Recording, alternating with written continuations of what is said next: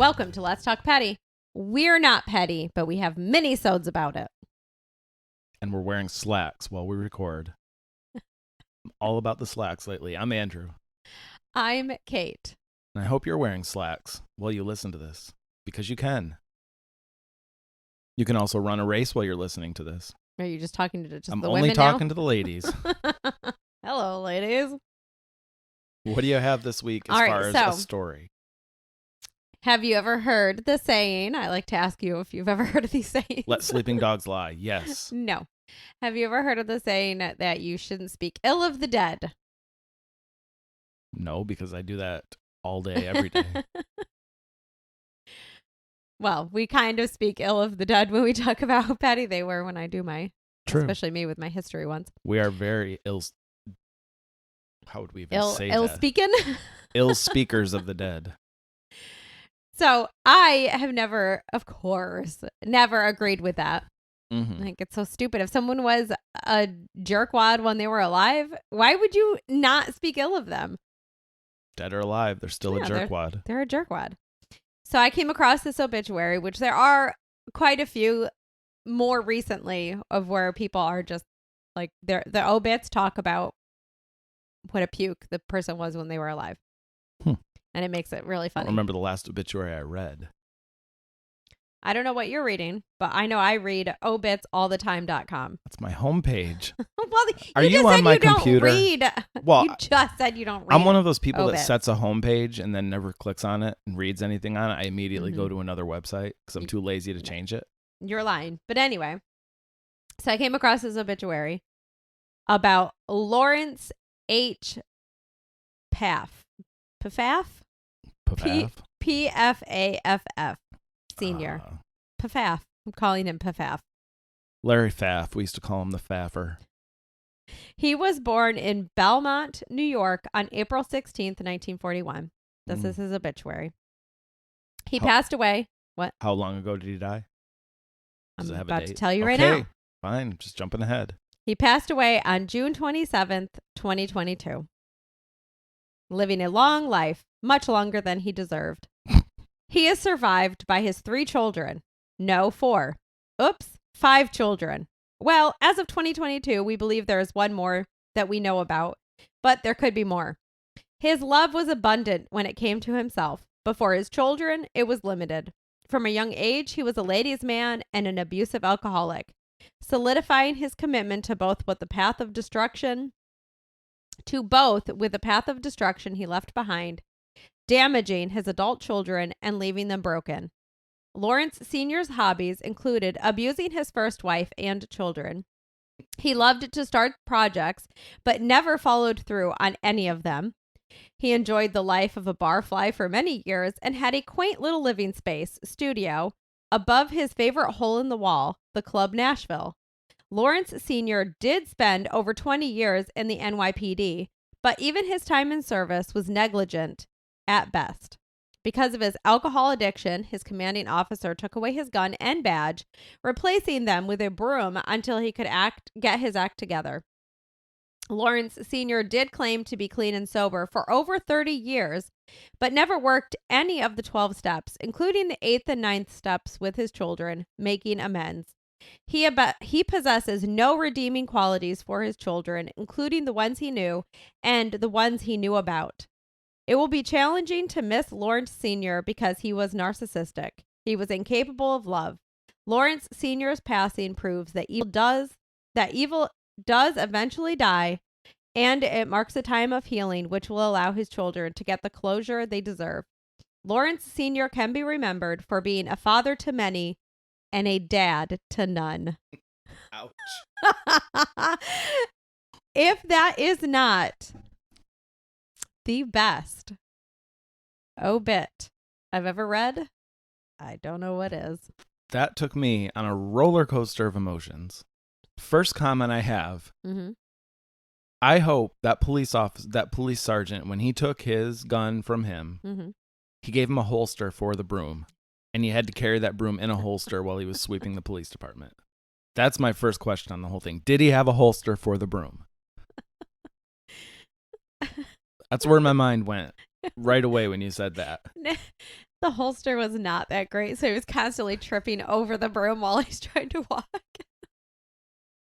Either that or he had to move it where it was sticking straight out either way, like, it was sideways at his hip. And so every time he turned, he was just whacking stuff off of desks that he would then have to clean up.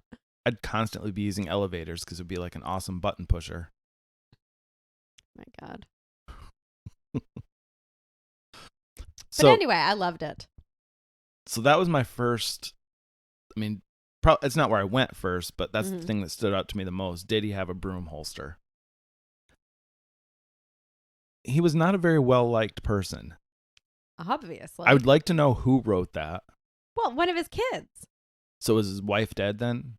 I don't know, but this is definitely one of his kids. I would like to be in the room when they were all writing that. I would like to have them on our podcast because I feel like they could be a very good interview. We need to reach out to them and see if they will talk to us. It would be an amazing episode. That would be an amazing episode. Because I feel like they would openly talk about everything petty that he ever did and how they're being petty back to him. I feel like that would be great. I want to know about these projects that he started. We've got to ask them. We have to get them on our show. It is going to be my goal to find out who these people are, find out how I can get in touch with them. Hopefully not get an autorespons email that they're on vacation and have them on our show. We have to, at least one of them. But it was also a roller coaster of emotion because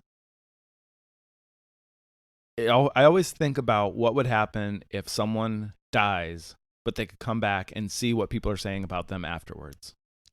Do you think that this guy, the Faffer, would even care that that his own kids wrote this about him for the public to read? I really don't think he would.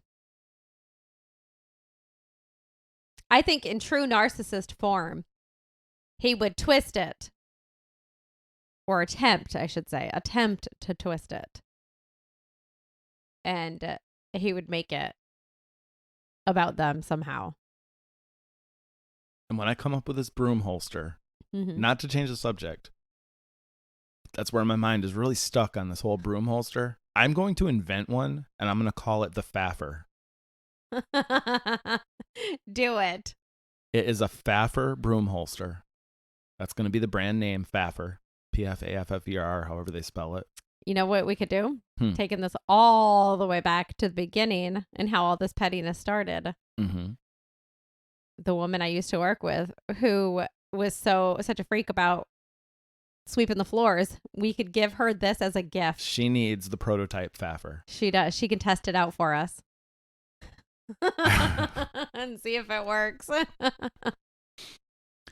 Hopefully nobody is working on a Faffer right now, or there is one. I think this is another amazing idea that I have that I'm never going to do anything with, and then find out later on someone does something with it and makes a ton of money on it. And then in your obit, I'll say he started many ideas and had many inventions, and he never followed through with any of them. I can almost guarantee you're going to write that in my obituary.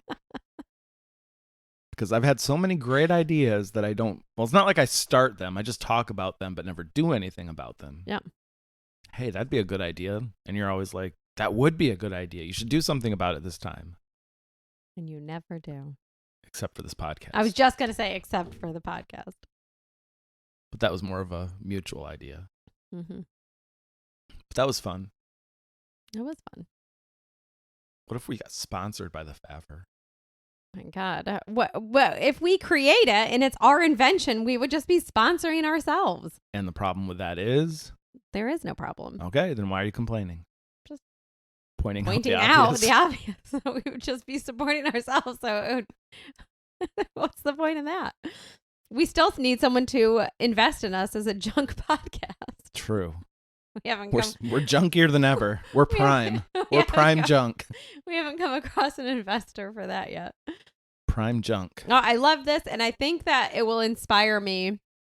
I probably won't be allowed to write my ex-stepfather's obit, but much like this gentleman, I would love to write his obit. You should just write it. He's not even dead. Just have it ready to go. I will. That was fun. I liked the story. Even though it wasn't a story, it was just an obituary. How did you even find that? I told you. I go on obitsallthetime.com. Favorite website. I don't believe you. Well, I guess when you go on obits.com and you see that their number one user is Kate. Well, you've changed the name of this website 3 times now. You just called it obits.com. I'm at obitsallthetime.com. And you see that I'm their number one user, you'll have egg on your face. I can already feel it cracking. Mm-hmm. That's our episode for this week. Go to letstalkpetty.com. Listen to all of our old episodes. Get ready for season 2. But you can't listen to season 2 unless you've listened to all of season 1. We'll make sure of that. So make sure you listen to all of them first. Go on our website. Leave us an obituary that you're going to write. See if you can write a pettier obituary than the one that we just talked about. That would also be amazing. And we'll read it and talk about how petty it really is. Or leave your own audio recording of it. And we'll just play the audio recording. Very true. And then we'll comment on the audio recording. Voice quality, pauses. No, we will not. Depth of your voice. Negative. No, we'll just talk about how petty it was. But that's it. We'll talk to you next week. Bye. Thanks for listening. Please be sure and give our show a review wherever you listen to your podcasts. And be sure to follow and subscribe so you don't miss an episode.